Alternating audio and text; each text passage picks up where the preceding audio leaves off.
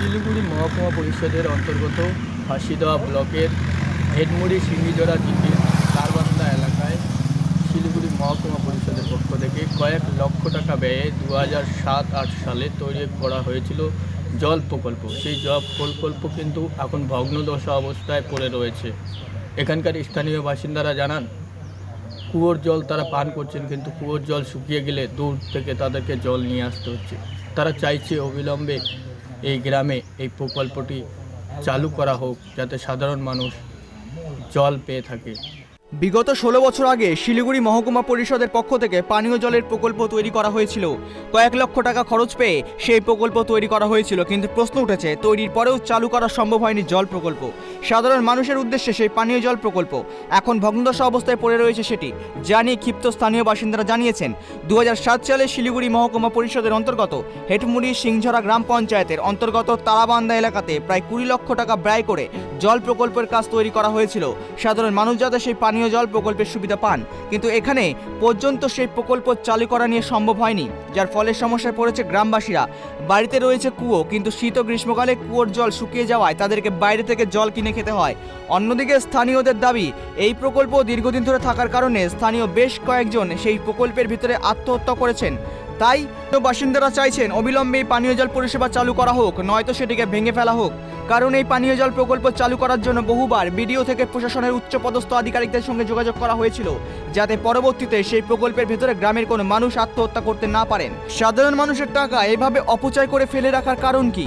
যদি পরিষেবায় সাধারণ মানুষ না পায়, তাহলে প্রকল্প তৈরি করে কি লাভ? অ্যাকচুয়ালি এটা আমি যতদিন ধরে দেখতেছি, আমার বাড়ি তো এখানেই, তো এটা ওই মানে 7-8-এ আমাদের এখানে কাজ শুরু হয়েছিল। যেরকম দেখতেছেন এরকম ওই তখন থেকে এরকমই পড়ে আছে। এখনও এটার কোনো উদ্ঘাটনও হয়নি, আর এটার পাইপও বিছানো হয়নি। এটা আমরা অনেকবার ভিডিওকেও বলেছি। হ্যাঁ, আমাদের এখানে মানে যে পঞ্চায়েত ছিল আগে, ওনাকেও বলেছি, তো ওই কোনো কিছু সুরাহা কিন্তু হয়নি। আর অ্যাকচুয়ালি এই আমাদের পানীয় জলটা হলে মানে গ্রামের লোকের একটু সুবিধা হয়। আগে মানে শহরের লোক কিন্তু জল কিনে খেত, এখন কিন্তু গ্রামের লোক আমাদের জল কিনে খাচ্ছি বা খেতে হবে আরও।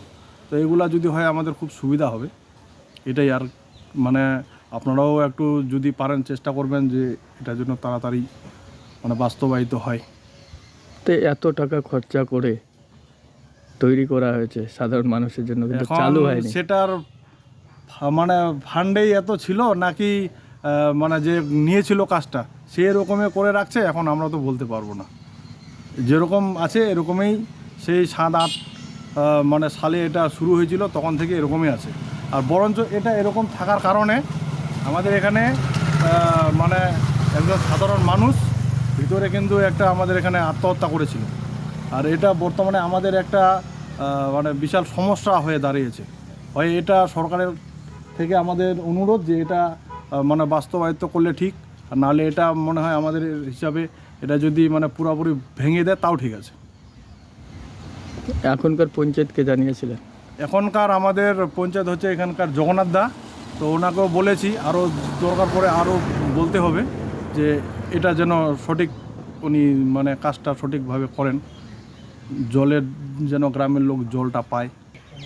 অন্যদিকে তারা জানিয়েছেন, যেভাবে ভগ্নদশা অবস্থায় পড়ে রয়েছে সেখানে কিন্তু বেশ কিছুদিন আগে আত্মহত্যাও করেছে কয়েকজন।